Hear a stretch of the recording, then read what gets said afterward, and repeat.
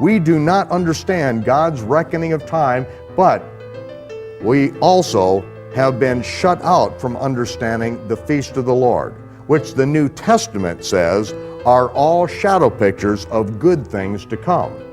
The Prophecies in the Feast of the Lord, presented by Michael Rood. Shalom. This is Michael Rood at the Ophel Gardens Archaeological Park in Jerusalem. According to the prophets of Israel, the Messiah would perform several miracles that would attest to his authority from heaven. One of those miracles required the participation of those that were diseased, deformed, or otherwise physically challenged.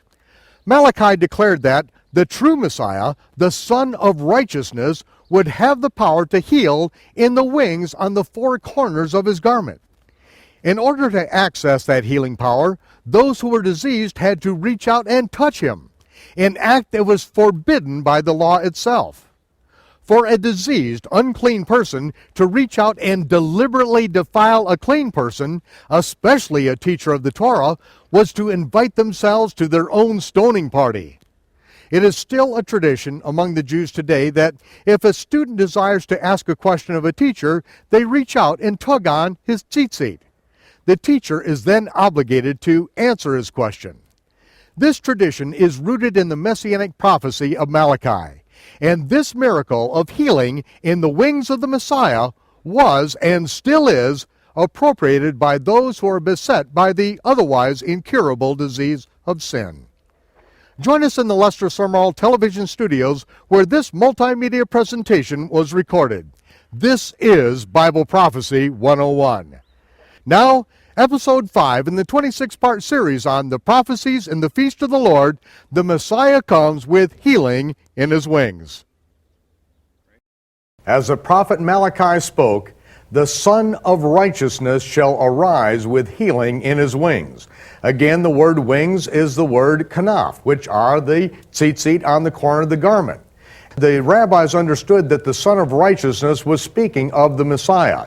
And the rabbis taught that just as the sun was created on the fourth day, so the Messiah will come on the fourth day, or in the fourth millennium. And, in fact, it was Tishri 15 of 3999, with less than 18 months left of the fourth millennium. That is the date on which Yahshua of Nazareth was born, in the very millennium which he was expected to arrive. Now, it was at the very end of that millennium, which shows us something very important, that God is not only omniscient, but God is very slow. And he waits right until the end before the deliverer comes and before deliverance comes. And we see that so many times in our own lives. But just as the rabbis had taught that the Son of Righteousness will come on the fourth day, the Messiah will come on the fourth day, and that the Messiah will arise with healing in his tzitzit, in the corner of his garment, we see that the Gospels now give us the picture of when this actually takes place as far as how that particular prophecy was fulfilled. In fact, there was a time in which Jairus, his daughter, was ill. Jairus lived in one of the small villages, and he had called for Yahshua to come and to pray and minister and heal his daughter. Now, outside of that village, a woman was living who was actually once a resident of that town, but now she was living outside of the village because she had an issue of blood for which she could not get healed. Now, according to God's Torah, if a person keeps the commandments of God, as he says, if you keep my commandments, none of the diseases of the Gentiles will come upon you. But if through someone's disobedience, their contamination with dead bodies or whatever reason, they contract one of the diseases of the Gentiles, then they are to live outside of the household of faith until they are cleansed, until they're healed, because God did not want all of his people contaminated. And because of the disobedience of one person, he did not want all of the household of faith diseased, sick, and dying. And so God set up laws of quarantine that if you keep these laws of quarantine, then that isolates the disease from the household of faith. Now, this woman who had this issue of blood, it was there for 12 years. It says that she sold everything that she owned. The house, the chariot, everything was gone. and she spent it all on physicians. For 12 years, she had this disease and could not get healed. She had to live outside of town. And her friends and family would every day would bring food out to her. They'd take it outside of town and they would put the basket out by a rock and they would put the food down on that rock, and then she would come out after they left and then she would get the food and stay away from them. And so for 12 years she's away from her friends, she's away from her family, and she is desperate. She's heartbroken. She's getting to be an old woman now, and she has no hope of ever getting healed. But she has heard, because her friends and her family come out and they talk about this rabbi that has been teaching around the different synagogues in the area, and that he is going to come into town because everyone has heard how ill Jairus' daughter is. And so when this rabbi is coming into town, Yahshua is coming in, then there is a whole group of people following him that had come from the previous town in which he was teaching the synagogue. And as he's coming into town, then the entire city then flocks out to the gates of the city and makes a pathway for him. And all the people are there. There is a throng at the gate of the city, and they are so excited that he's coming, because this they have heard that as he teaches in the synagogue is that people are getting healed, that he's interpreting the Torah, and there's a fame that goes out about him among all the people around. And so these people are so excited about hearing. And this woman knows the prophets. She has studied the scriptures. She has been raised with the prophets in the Torah all of her life. And as she's outside the city, she realizes that if this is the Messiah, this is her chance. Because she knows that when the true Messiah comes, that he will come with healing in his tzitzit, in the corner of his garment. And so, while everyone's attention is diverted, there is a throng, and everyone's attention is on Yahshua as he comes into town. Then she comes from the other side of town in back of everyone. And very quietly she comes in, she covers herself up, and then gets up behind the crowd. And then when she approaches the crowd, she then gets on her hands and knees and she crawls up through that crowd and gets right to the place where Yahshua is going to be walking past, because they've made an opening in the path there. And as he walks by, then she reaches out through the crowd and grabs a hold of the tzitzit right down on his calf, on the corner of his garment, and she grabs a hold of that tzitzit, and as it then, he walks by and it then slips out of her hands, he stops immediately and said, "Who touched me?"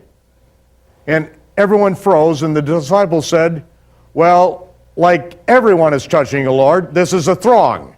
You've seen this before. What's the problem here?" And he said, "No, I felt dunamis. I felt virtue go out of me. I felt power go out of me." And when he turned and he looked, and his eyes engaged her eyes, and everyone saw who he was looking at, right then they scattered like flies immediately, because they realized that she had just contaminated every one of them. That here, this Yahshua was coming into town. He was going to come in and teach. He was coming in to heal. And now she has contaminated them, and they can't be in the presence of other people until after sundown, because now they're unclean and they have to mikvah and they have to separate themselves because they don't want to pass it on among the other people. They are immediately hostile. And he said, "Who touched me?" When they scattered, she knew that if this is not the Messiah, she, this unclean woman, has just deliberately reached out and she has touched the hem of a kosher rabbi. She has deliberately defiled someone, and she can be stoned on the spot. The people know it. She knows it. Yahshua knows it. She's a dead woman. And when he said, "Who touched me?" she didn't deny it. She said, "I did, Lord." And he said, "Your faith has made you whole." She knew that if he is not the Messiah, she is dead.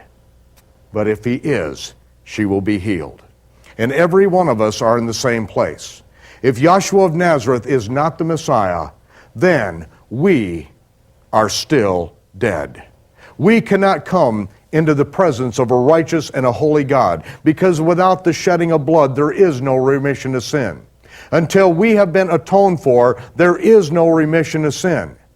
And if he is not the Messiah, then God has made no provision for the Gentiles.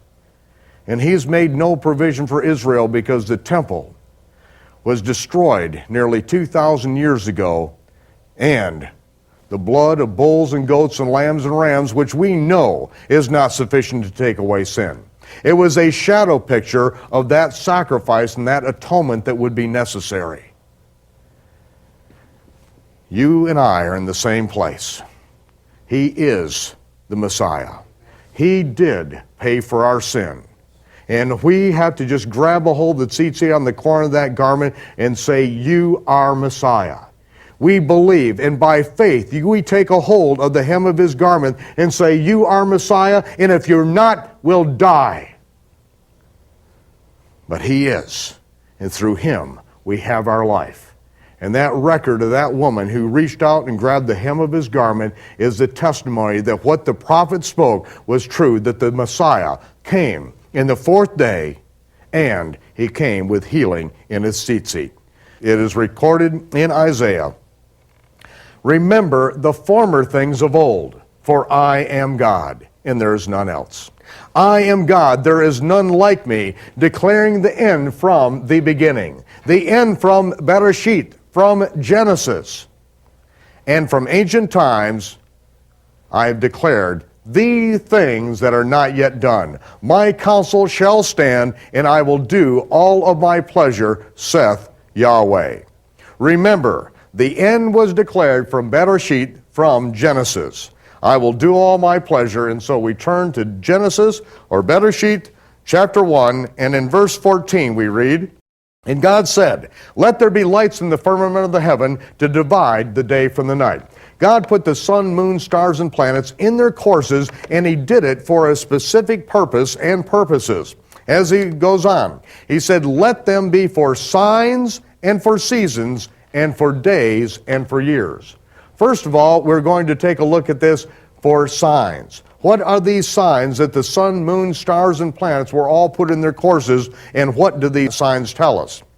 In the 147th Psalm, it says that he tells the number of the stars. He calls them all by their names. Literally, in the Hebrew, it says that God named the stars.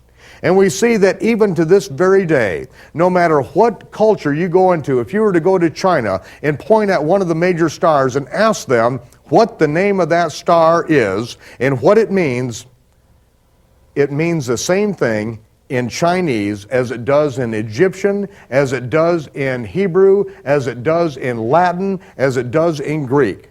That all of the stars' names were given by God before the Tower of Babel. They were all given, and that is what the patriarchs told the God story of God, the redemption of mankind that is written in the stars, and they were able to tell it for hundreds and hundreds of years before the Torah was written, because God is the one that named the stars. And we see that he says that the heavens declare the glory of God. The firmament shows his handiwork.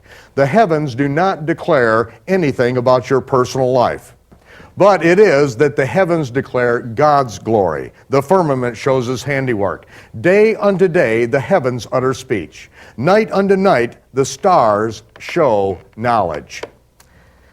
There is no speech nor language where their voice is not heard. Their line has gone out through the earth, and their words to the end of the world. And even to this very day, there is not a language that the stars still do not maintain their ancient Hebrew descriptions.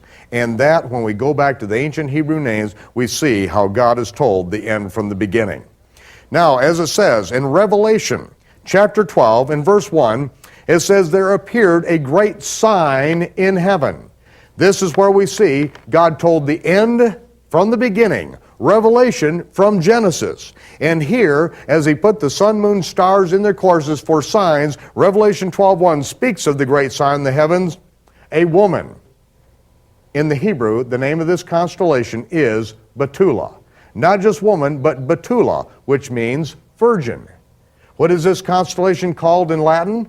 Virgo, which means virgin. Betula was clothed with the sun, and the moon under her feet, and upon her head a crown of 12 stars. She laboring, travailing in birth, was about to be delivered, and she brought forth a man-child who was to rule all nations with a rod of iron.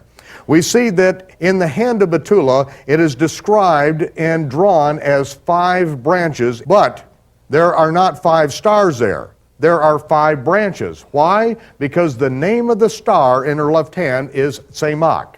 And the word Tzemach is used in the Hebrew Scriptures by the prophets 5 times. And each time the word Tzemach was translated as branch into the English, and it's translated with a capital B, because the translators knew that every time Tzemach is used, it is referring to the Messiah as the righteous branch, the offspring of the promised one. And so it is that we have 5 Gospels which then detail how the Messiah comes as the righteous branch. And we'll see that a little bit later, where Matthew, Mark, Luke, and John show the Messiah as he comes as a suffering servant, the righteous branch, fulfilling 4 details of his ministry. And then in the book of Revelation, which is the 5th gospel, good news that the Messiah reigns and rules with a rod of iron as the righteous judge.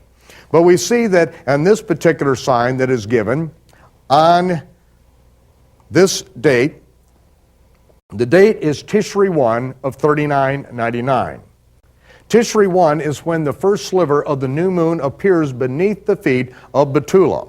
And what happened in this particular year is this is 15 days before the birth of the Messiah on Tishri 15, the Feast of Tabernacles.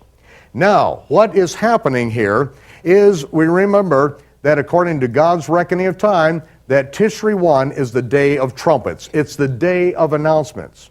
And just as the sun is setting and Betula is still clothed with the sun, and the first sliver of the new moon appears beneath the feet of Betula. But above her head is a crown of 12 stars.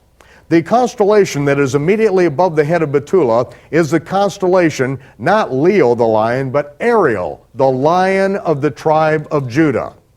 And the lion of the tribe of Judah has a star between his feet, and the star is called Hamalek, which is the king.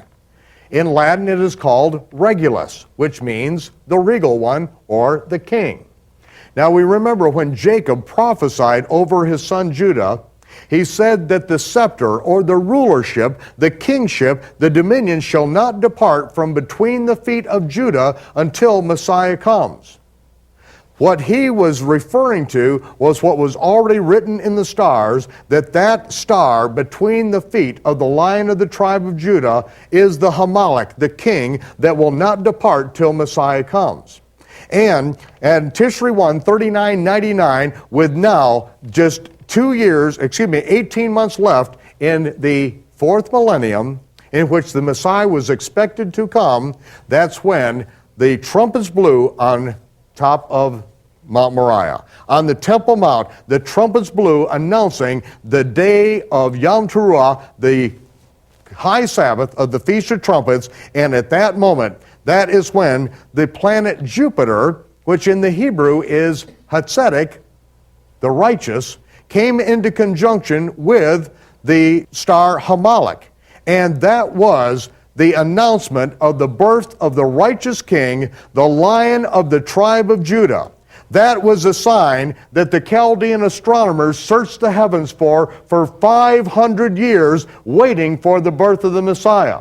The Chaldean astronomers who were under the training of Daniel and under his rulership for over 60 years of Daniel's life. So it was that Daniel and his companions were not only brilliant men, not only schooled in all of the wisdom of Israel, but now Daniel receives revelation from God, and he is able to interpret Nebuchadnezzar's dream that God gives to Nebuchadnezzar. Why does God give it to Nebuchadnezzar and now Daniel interprets it? Because Daniel, when he interprets it, he is made the president of Babylon immediately under Nebuchadnezzar. He is made a very, very wealthy young man, and he has the authority right underneath Nebuchadnezzar, king of Babylon. And he is put in charge of all the Chaldean astronomers. Many of the Chaldean astronomers were young Jewish men that were raised in this knowledge, and they stayed behind in Babylon for hundreds of years. In fact, when they came back from the Babylonian captivity, there were hundreds of thousands of Jews that had not returned to Israel. Many of them were astronomers in the land of Babylon. Now we see that Daniel was the president of Babylon under Nebuchadnezzar, then under Belshazzar, and then under Darius the Mede. Each time he was made extremely wealthy. And we see that throughout his life he is given revelation. He knows when the Messiah is going to be born, and there are also things that he is told to seal up and to not write because they are not for the general dissemination to the public.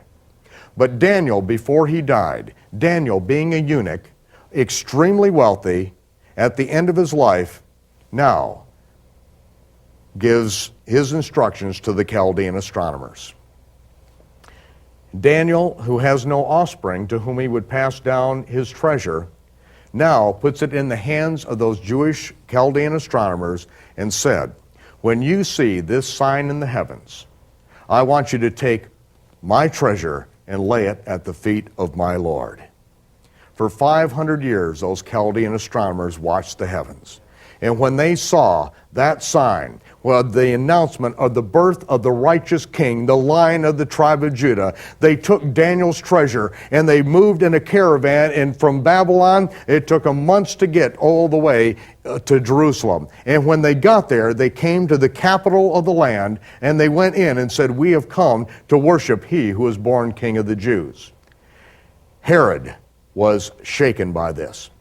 He called them in privately and inquired about what they had seen and what the time frame was. And when he had done that, he then called the scribes there in Jerusalem, the Torah teachers, and said, where will the Messiah be born? And they said, he'll be born in Bethlehem, the house of bread, just on the next hillside, away from Jerusalem. If you're on the Temple Mount, you look up at the next hillside to the south, there's Bethlehem. And then Herod sent them to Bethlehem. And he said, when you find the child, tell me, and so that I can go worship him as well. When they got out to Bethlehem, then the Chaldean astronomers were warned of the Lord in a vision. And the angel said, depart a different way, that Herod will attempt to kill the child. And so they left in another direction. But they laid at the feet of the Messiah Daniel's treasure that night.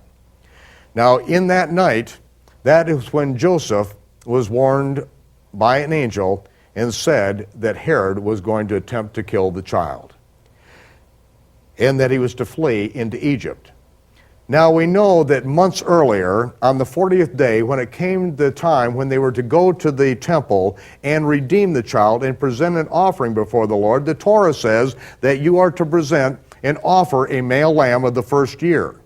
And that was the price of the redemption of the firstborn male child. But they didn't do that.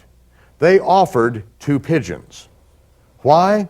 Because the Torah says if you can't afford a lamb, which are very plentiful, but if you can't afford it, you can bring 2 young pigeons. Miriam and Joseph couldn't afford even a lamb to redeem the Son of God as an offering for the awesome blessing that they have of raising the Son of God in their care. They can't afford it. But the very night that the angel tells them that they need to flee into Egypt, a treasure arrived that had taken 500 years to get there. The very night that they needed to flee, they had a treasure that they could then, at that very moment, pick up. They could move into Egypt. They could stay there. Now they could come back into their own land. They could then set up housekeeping up in Nazareth because God's provision had been there, but it took 500 years to get there. That is how our God works. At the last minute, He comes through with the deliverance. And if we are doing what He is asking us to do, and if we are in His will, then we don't have to worry about the provision. Because if it has taken 500 years to set it aside, it will have been done 500 years ago so that you will have what you need for this time. This is how our God works, and this is how we are to walk in this time. In everything, give thanks, because God's provision is there each step of the way. Michael Rood will return with some closing thoughts in just a moment. This teaching on the treasure of the Chaldean astronomers is based on an understanding of the history of the Babylonian captivity, which is scattered through several books of the Older Testament as well as other historical sources. You can search for an entire lifetime and never find a verse that says Daniel set aside the treasure for the Messiah. But after 30 years of searching the scriptures, the pieces of the puzzle finally fit together, forming a picture that is in harmony with all of the extant evidence. I hope that this inspires your confidence in our Creator, who continues to reach through time to direct the destiny of individuals who are called by Him and who respond with, "Here am I, send me." We invite you to join us again next time for Episode 6 in the 26-part series on the prophecies and the Feast of the Lord. We are living in God's universe. This is Michael Rood from Jerusalem, bidding you shalom, peace. And I'll see you when the smoke clears.